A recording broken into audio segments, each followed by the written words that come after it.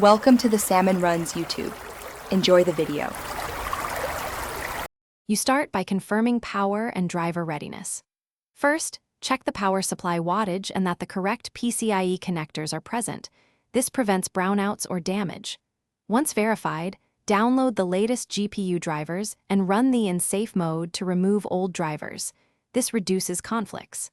Make sure to ground yourself and unplug the system, then remove the case side panel and clear space to work. Now you're ready to physically access the GPU and proceed with removal.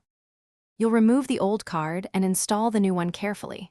First, unplug all PCIe power cables, depress the motherboard slot retention clip, and unscrew the card from the case bracket. Slide the card straight out. Next, align the new GPU with the PCIe X16 slot and press down evenly until you hear or feel the retention click. This ensures proper contact for stability and signal. Then fasten the bracket screws and reconnect the PCIe power cables, making sure you finish by powering on and validating the install.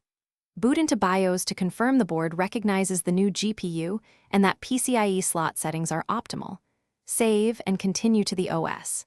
Install the downloaded drivers, restart, then run a quick benchmark and monitor temperatures and voltages for 5 to 15 minutes to ensure stability.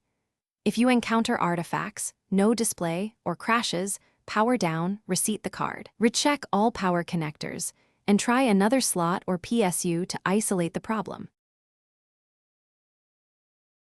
Thanks for watching. Consider subscribing if we helped you.